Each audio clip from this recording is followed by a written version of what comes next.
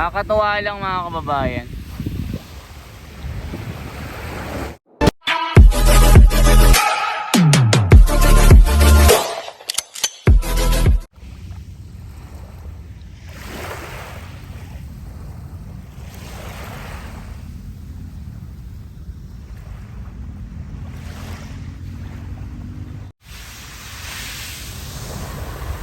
Sana ganito lagi yung mga kababayan, o walang basura na nakikita.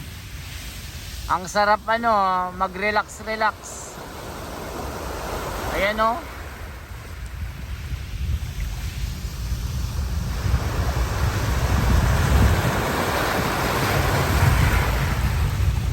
Ang sarap pagmasdan oh.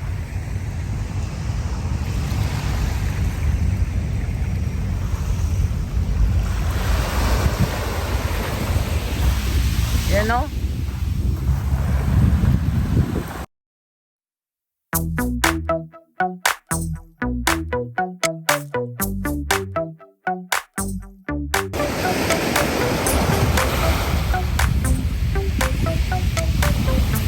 Yan o.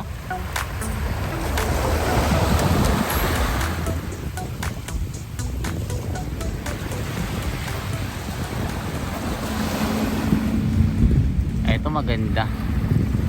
Sarap maligo.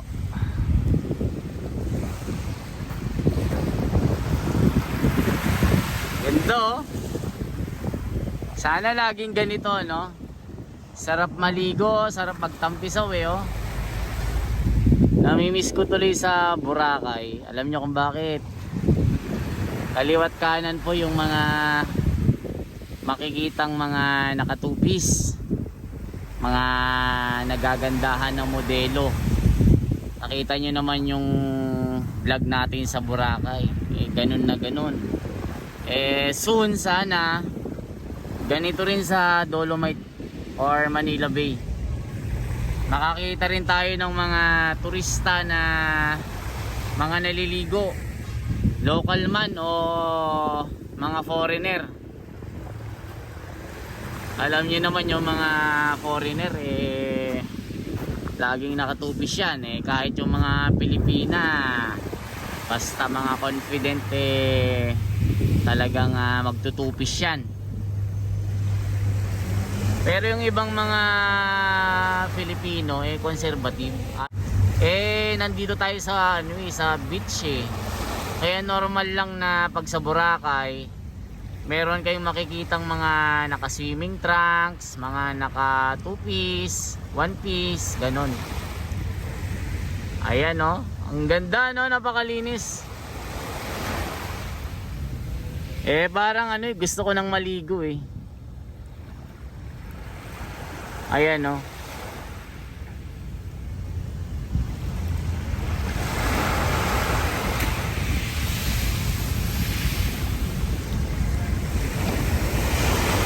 sana laging ganito yung yung Manila Bay, yung Dolomite, para mawala na yung basura.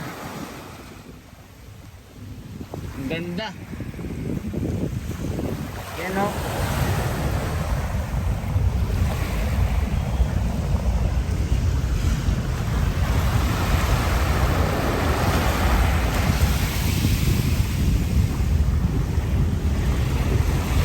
sabi naman po ni BBM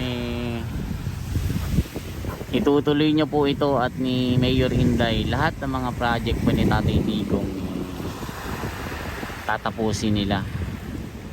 6 na taon yan yung paninilbihan ni BBM dito dahil pangako niya lahat ng project ni Tatay Digong itutuloy. Subway, yung mga tulay, yung mga MRT na galing Bulacan o papuntang Bulacan, yung sa papuntang Bicol tatapusin lahat yan.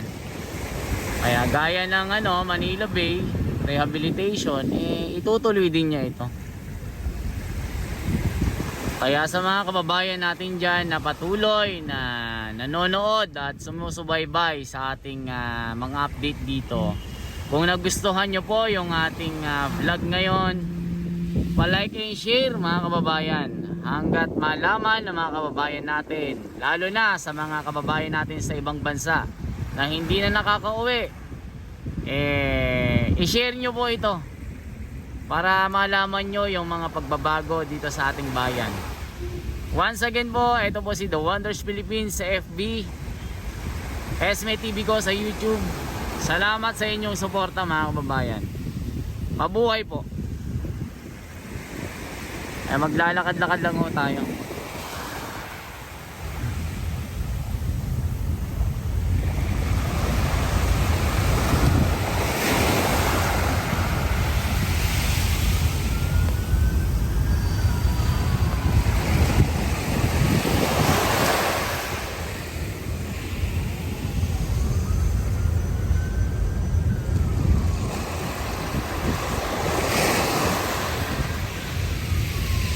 Yan ang ganda oh.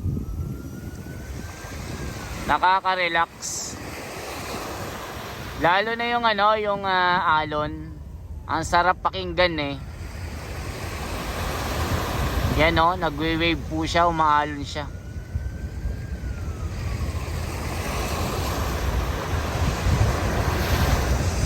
Relax ang alon na. Ito na go.